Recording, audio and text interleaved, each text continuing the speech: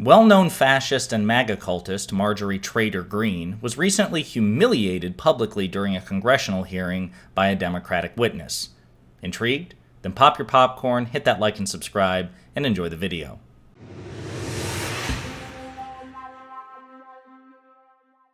So here at Pondering Politics, we don't really mince words. When it comes to the Republican and Democratic parties, we reject enlightened centrism and both sidesism.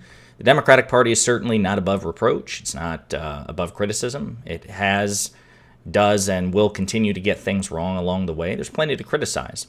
But in terms of its leadership, in terms of the values it purports to stand for, in terms of the policies it proposes, generally speaking, it's far superior to the Republican alternative.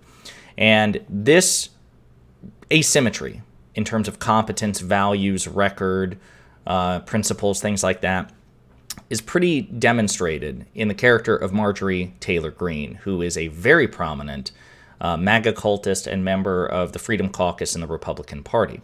Now, more reasonable conservatives, and they are out there, they try to downplay Marjorie Taylor Greene, right? They'll say, well, listen, she's not a member of the leadership. Yeah, she's wacky, she's kooky, but, she doesn't really represent the GOP. And again, as we've talked about, certainly there are conservatives out there who, I've got family members and friends that I love and cherish and respect who are conservative.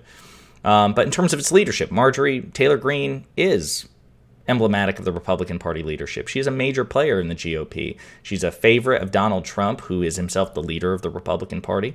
And for all intents and purposes, she may very well be the de facto Speaker of the House of Representatives in terms of the influence and leverage she has over Kevin McCarthy. So you can't sideline her, you can't isolate her. She's a major player, and her conduct is reflective of GOP leadership. All of which is to say, it's hilarious when she makes an idiot out of herself, or she's publicly humiliated by Democrats or Democratic witnesses or progressives.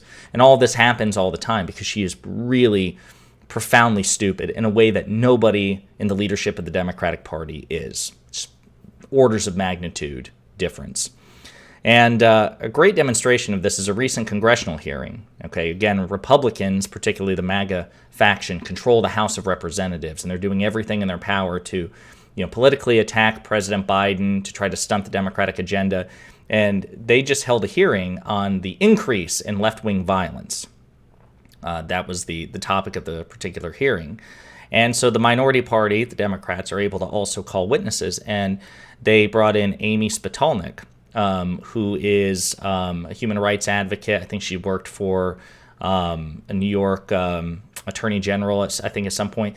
She was very famous for helping land a $26 million lawsuit against neo-Nazis who participated or who led the 2017 Unite the Right rally in Charlottesville. The legendary, infamous event, which actually triggered President Biden to want to run for office in 2020. She helped the side of justice nail these neo-Nazis for a $26 million lawsuit. So anyway, she was one of the Democratic minority party's witnesses in this event. And she and Marjorie Taylor Greene had a hilarious exchange, which we will now go over. When it comes to politically motivated violence in 2022, every single murder was committed by a right-wing extremist. Every single murder in America was committed by a right-wing extremist? Every single politically motivated murder was committed by a right-wing extremist. Are you sure about that? I am Are you aware that the Tennessee shooter just recently identified as a man and she was a biological woman? Was she a right-wing extremist as well? Young lady's time has expired. I'll allow the witness to answer the question. So that was a shooting that happened in 2023. There is no evidence as to what ideology motivated that shooting. When it comes to political... So yeah, I love that exchange for a few reasons. Number one, Marjorie Taylor Greene, she doesn't pay attention. So Amy Spitalnik very clearly said when it comes to politically motivated violence, every murder in 2022 was committed by a right-wing extremist. And that's true. Based on the evidence that we have when a murderer's political motivation, number one, if they have one, and number two, if investigators are able to determine it, it is true. Even though 2022 saw a decrease in politically motivated extremism, every single verifiable instance of politically motivated murder was committed by a right-wing extremist.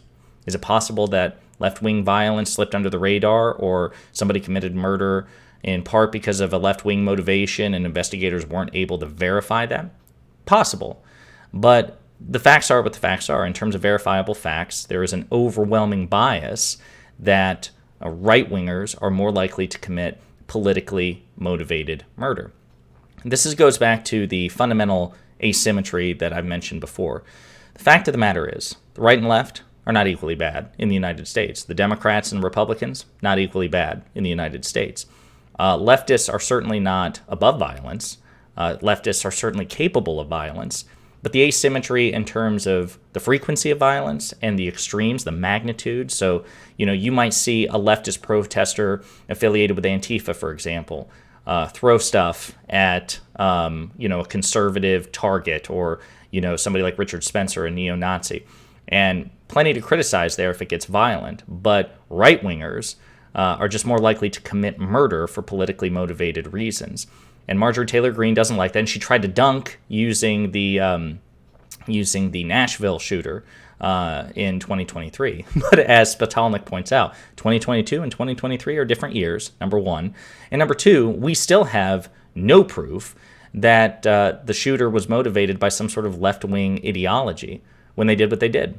So facts don't care about your feelings, guys. At the end of the day, whether you like it or not, if you're conservative watching or moderate watching, there is an asymmetry here. Right-wing violence is more frequent, more egregious, and more representative in murder than left-wing. And the Republican Party and their apologists are just going to have to accept that and hopefully try to correct it.